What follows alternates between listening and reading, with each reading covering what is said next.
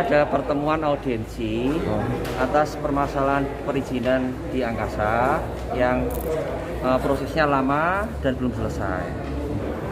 Jadi juga tentang akhir-akhir ini kan ada beberapa LSM yang ikut menaikkan masalah perizinan tersebut. Kalau ini kan setahu saya ada 2 perusahaan di Kamalan itu ya, itu yang bergerak di bidang yang lagi bermasalah itu yang bidang mana gitu? Jadi di Kamolan itu ada 2 perusahaan. CV Angkasa Mitra Niaga bergerak di bidang penampungan dan pengelolaan hasil pertanian, penggilingan padi gampangannya ya. Dan satu lagi adalah PT Angkasa Karya Sejahtera bergerak di bidang transportasi, angkutan barang. Yang dipermasalahkan, Pak? Kalau untuk perizinan, ini CV Angkasa Mitra Niaga. Kalau untuk yang saya dengar di berita-berita online itu yang LSM pemakai adalah PT Angkasa Karya Sejahtera, jadi tidak nyambung. Salah sasaran gitu ya? Salah sasaran. Nah kalau terkait perusahaan pendirian perusahaan ini sebelum warga ada itu udah ada dulu atau seperti apa? Jadi pada tahun 1981 itu pertama kali gudang Angkasa berdiri di sana. Itu PT-nya atau CV-nya? Pada waktu dulu namanya Angkasa. Angkasa. Di bidang apa? Bergerak di bidang perdagangan. Pada 81 hanya gudang ukuran 35 kali 60, dibuktikan dengan IMB dan HO saat itu ada.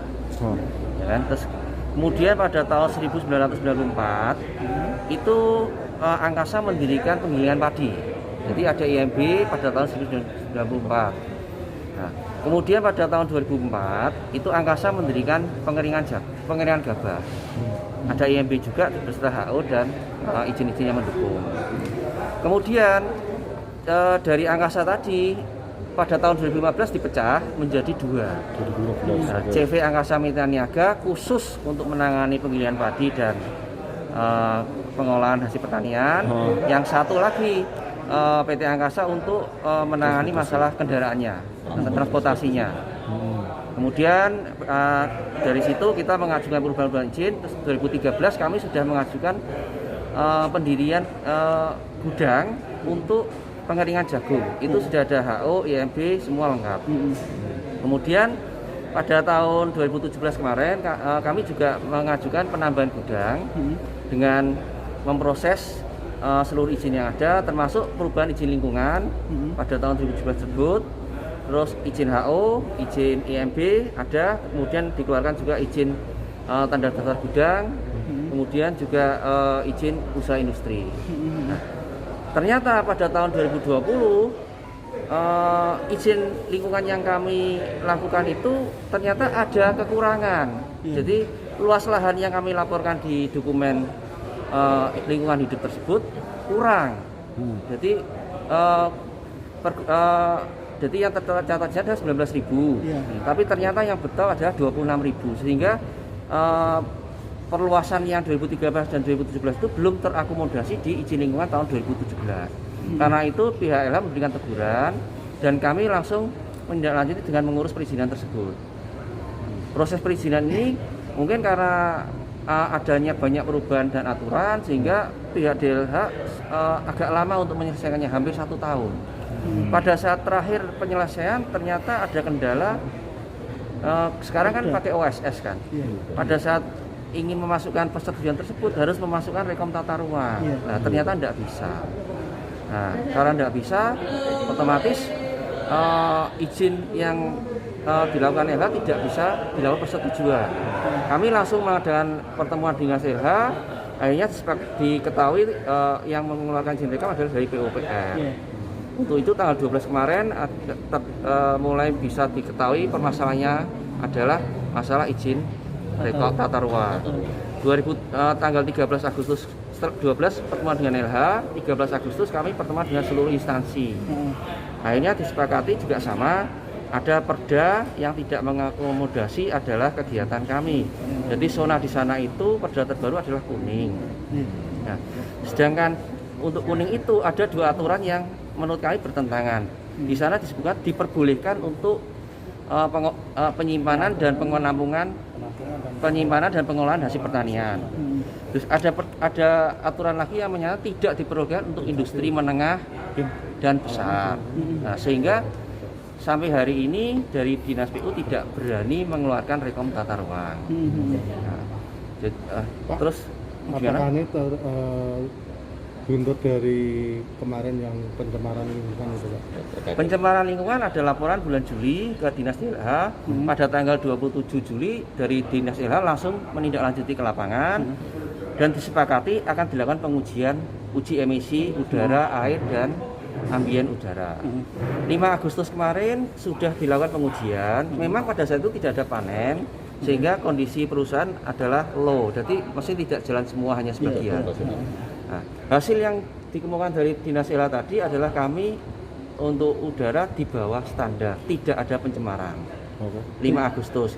Dan kami juga berjanji pada saat nanti panen raya kita akan undang lagi untuk uji emisi lagi.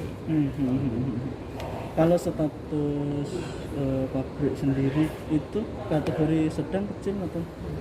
Nah, jadi sayang sekali hari ini Dinas Perindustrian tidak hadir. Itu mestinya yang bisa menjawab adalah Dinas Perindustrian. Menurut aturan yang baru, kalau tadi Bapak Dewan bilang kan dari omset ya. Yang saya dengar kemarin itu adalah dari segi pemodalan. Kalau pemodalan di bawah 5 miliar itu kategorinya industri kecil. Kalau pemodalan di atas 5 miliar sampai 15 miliar itu adalah industri sedang. Nah, sedangkan menurut laporan kami di laporan keuangan itu modal kami masih di bawah 5 miliar. Tapi memang omset kami di atas 5 miliar. Hanya modalnya di bawah 5 miliar. Jadi untuk klasifikasi lebih jelasnya mungkin bagian perindustrian yang bisa menjawab. Itu harapan ke depan, Pak? Harapan ke depan perusahaan yang seperti kami ini kan banyak.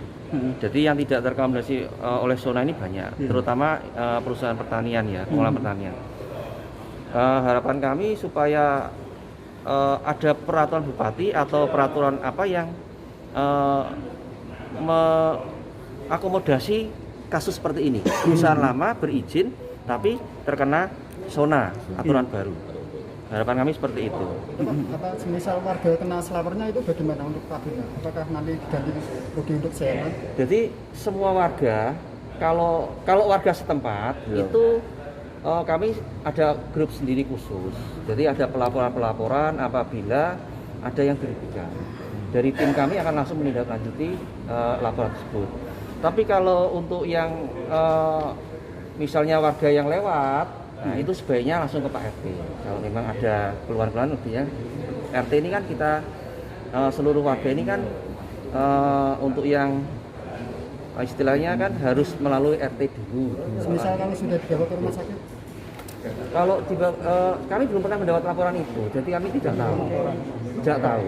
Jadi itu benar atau kami belum ada pemberitahuan sama sekali, nggak tahu. Faktor limbah keluar sampai ke lingkungan, Pak?